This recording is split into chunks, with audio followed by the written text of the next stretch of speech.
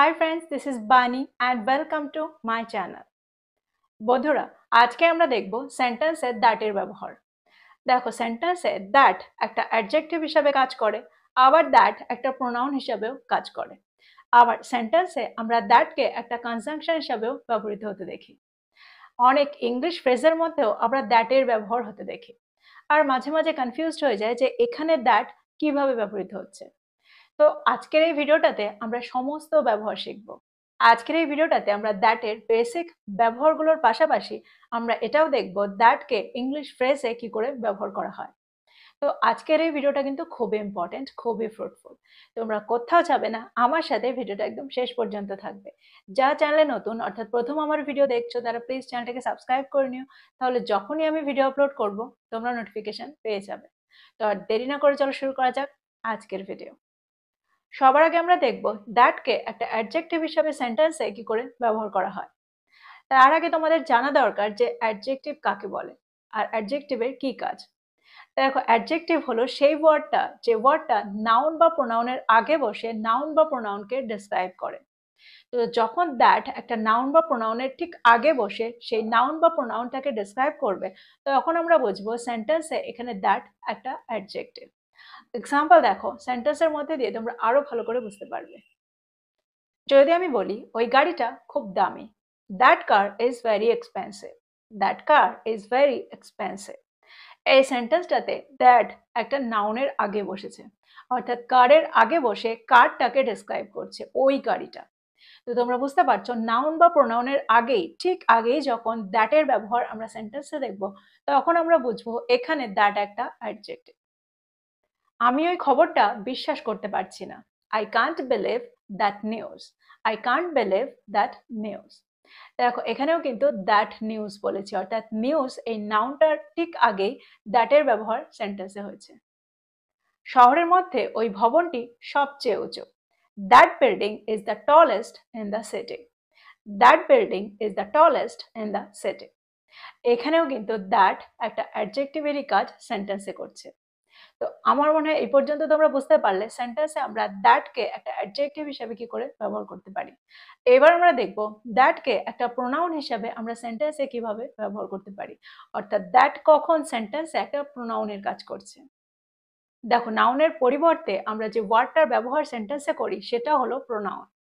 তো সেন্টেন্সে যখন দ্যাট একটা নাউনের পরিবর্তে ব্যবহৃত হবে, তখন আমরা বুঝবো সেন্টেন্সে দ্যাট হলো একটা প্রোনাউন। এক্সাম্পল দেখো, আমি ঠিক ওটাই অর্থ করতে চেয়েছিলাম, that is exactly what I meant, that is exactly what I meant. দেখো এখানে দ্যাট একটা কথার পরিবর্তে ব্যবহৃত হয়েছে, আর ঠিক সেই কারণে এখানে দ্যাট একটা প্রোনাউন। আমি ওটা বিশ্বাস করতে পারছি না, I can't believe that, I can't believe that. What is that here, that could be a rumour, that could be a news. তো সেন্টেন্সে যখন আমরা কোনো গুজবের পরিবর্তে দ্যাটের ব্যবহার করছি বা কোনো খবরের পরিবর্তে দ্যাটের ব্যবহার করছি বা যে কোনো নাউনের পরিবর্তে দ্যাটের ব্যবহার সেন্টেন্সে করছি, তখন সেটা একটা প্রোনাউন। আমি শুনেছিলাম ওটা কঠিন ছিল, I hard that was difficult, I hard that was difficult. ওটা আজ পর্যন্ত সবচেয়ে সেরা দিন ছিল, that was the best day ever, that was the best day ever. তো এই সেন্টেন্সগুলোর মধ্যে দিয়ে তোমরা বুঝতে পারলে সেন্টেন্সে আমরা এখানে প্রোনাউন হিসেবে দ্যাটকে কি করে ব্যবহার করছি।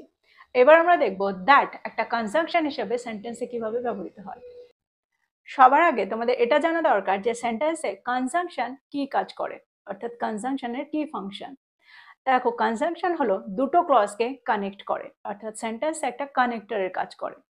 যখন দ্যাট সেন্টেন্সে বসে সেন্টেন্সে আলাদা আলাদা দুটো ক্লজকে কানেক্ট করে, তখন আমরা বুঝবো সেন্টেন্সে এটা একটা কনজাংশন, অর্থাৎ এখানে দ্যাট একটা কনজাংশন।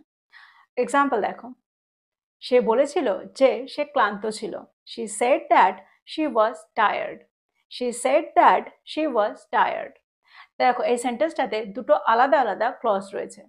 শি সেড এটা হলো একটা ক্লজ, তারপরের ক্লজটা হলো শি ওয়াজ টায়ার্ড, আর মাঝখানে দ্যাট হলো কানেক্টর, অর্থাৎ দুটো ক্লজকে কানেক্ট করছে। তো সেন্টেন্সটা কি হলো, she said that she was tired. তো তোমরা বুঝতে পারছো এখানে দ্যাট একটা কনজাংশন হিসাবে কি করে কাজ করছে। আমি বিশ্বাস করি যে আপনি সঠিক, I believe that you are right. I believe that you are right. তিনি মনে করেন যে আজ বৃষ্টি হওয়ার সম্ভাবনা রয়েছে। He thinks that there is likely to be rain today. He thinks that there is likely to be rain today. আমার সন্দেহ হচ্ছে যে সে কিছু লুকাচ্ছে। I suspect that he is hiding something. I suspect that he is hiding something. তো এই সেন্টেন্সগুলোর মধ্যে দিয়ে তোমরা বুঝতে পারলে সেন্টেন্সে আমরা কনজাংশন হিসাবে দ্যাটকে কি করে সেন্টেন্সে ব্যবহার করছি। এবার আমরা দেখব দ্যাটের অন্য ব্যবহার। দেখো দ্যাটকে আমরা ইংলিশ ফ্রেজের মধ্যেও ব্যবহার করে থাকি। তো এখন আমরা কয়েকটা ফ্রেজ দেখব যেখানে দ্যাটের ব্যবহার হয়েছে। প্রথমটা হলো not that. Not that that means অতটাও নয়, ততটাও নয়। যদি আমি বলি আমি সিনেমাটা উপভোগ করেছিলাম, এটা অতটা নিখুঁতও ছিল না। অর্থাৎ আমি উপভোগ করেছি কিন্তু এটা পুরোপুরি নিখুঁত নয়। That means I liked the movie but it had flaws. অর্থাৎ সিনেমাটা আমি পছন্দ করেছিলাম কিন্তু এটাতে ত্রুটি ছিল। সেন্টেন্সটা কি হবে?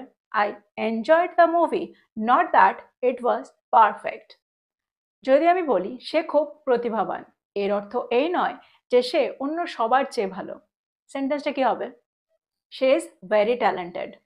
Not that it means she is better than everyone else. She is very talented. Not that it means she is better than everyone else. আরেকটা এক্সাম্পল দেখো। যদি আমি বলি তিনি খুব বন্ধুত্বপূর্ণ, এমনটাও নয় বা এতটাও নয় যে তিনি অতিরিক্ত কথাবার্তা বলেন। He is very friendly.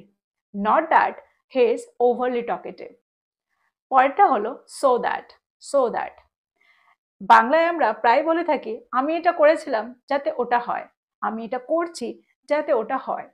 তো সেন্টেন্সে যাতে অর্থাৎ কোনো পারপাস বোঝাতে আমরা সো দ্যাটের ব্যবহার সেন্টেন্সে করতে পারি। এক্সাম্পল দেখো। সে কঠোর অধ্যয়ন করেছিল যাতে সে পরীক্ষাটায় উত্তীর্ণ হতে পারে। হি studied hard so that he could pass the exam. He studied hard so that he could pass the exam. তো এখানে একটা পারপাস বোঝানো হচ্ছে, একটা উদ্দেশ্য বোঝানো হচ্ছে যে সে কঠোর অধ্যয়ন করেছিল এই উদ্দেশ্যে, পাস হয়ে যাওয়া বা উত্তীর্ণ হয়ে যাওয়ার উদ্দেশ্যে।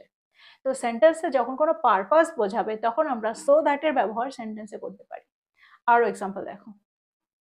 তিনি টাকা সঞ্চয় করেছিলেন যাতে তিনি একটা গাড়ি কিনতে পারেন।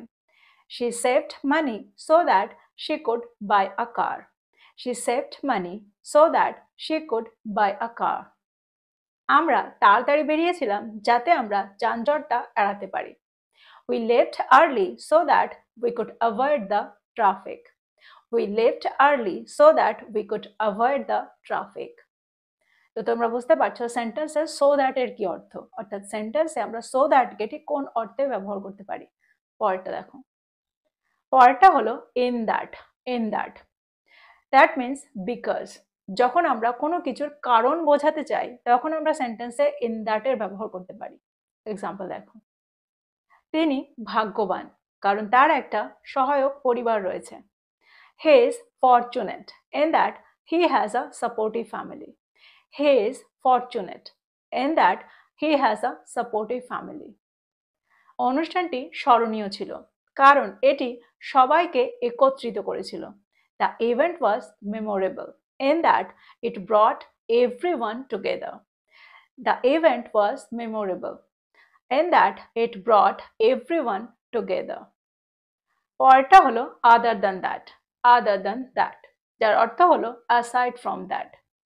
যখন আমরা সেন্টেন্সে তাছাড়া বা এছাড়া এরকম অর্থ বোঝাতে চাই তখন আমরা আদার দ্যান দ্যাটের ব্যবহার সেন্টেন্সে করতে পারি, এই ফ্রেজটার ব্যবহার সেন্টেন্সে করতে পারি। এক্সাম্পল দেখো। যদি আমি বলি সিনেমাটা একটু লম্বা, তাছাড়া এটা দারুণ ছিল। The movie was a bit long. Other than that it was great. The movie was a bit long. Other than that it was great. যদি আমি বলি খাবারটা একটু মশলাদার ছিল, তাছাড়া এটা দারুণ ছিল বা এটা সুস্বাদু ছিল। The food was a bit spicy. Other than that it was delicious. The food was a bit spicy. Other than that it was delicious. পরেরটা হলো so much so that. So much so that যার অর্থ হলো এত বেশি যে বা এতটাই বেশি যে, তারপরে বাকি সেন্টেন্স। সেন্টেন্স দেখো। তিনি এতটাই ক্লান্ত ছিলেন যে বা তিনি এত বেশি ক্লান্ত ছিলেন যে বৈঠকের সময় তিনি ঘুমিয়ে পড়েছিলেন। He was tired so much so that he fell asleep during the meeting. He was tired so much so that he fell asleep during the meeting. সে এতটাই চিন্তিত ছিল যে সে ঘুমাতে পারেনি, বা আমরা এটাও বলতে পারি সে এত বেশি চিন্তিত ছিল যে সে ঘুমাতে পারেনি। She was worried so much so that she couldn't sleep. She was worried so much so that she couldn't sleep. তো তোমরা বুঝতে পারছো এই ফ্রেজটার ব্যবহার, অর্থাৎ সেন্টেন্সে আমরা সো মাচ সো দ্যাটকে কিভাবে ব্যবহার করতে পারি। তো এই ছিল কিছু ফ্রেজ, আর এই ছিল পুরো দ্যাটের ব্যবহার। আমার মনে হয় আজকের পরে তোমরা দ্যাটের এই ব্যবহারগুলো নিয়ে আর কনফিউজড হবে না। সেন্টেন্সে দ্যাটকে কতভাবে ব্যবহার করা যায় আজকে তোমরা জানতে পারলে। তো প্রত্যেকটা পয়েন্টকে, প্রত্যেকটা ব্যবহারকে নোট ডাউন করো, আর এগুলো দিয়ে সেন্টেন্স তৈরি করো, আর এগুলোকে ব্যবহার করো। তো এই ছিল আজকের ভিডিও, এই ছিল আজকের টপিক। ভিডিওটা ভালো লাগলে লাইক করতে ভুলে যেও না, বন্ধুদেরকে শেয়ার করো যারা ইংরেজি শিখছে। So this is all about today. I will be back with another video. Till then, take care. Thank you for watching this video. Bye bye.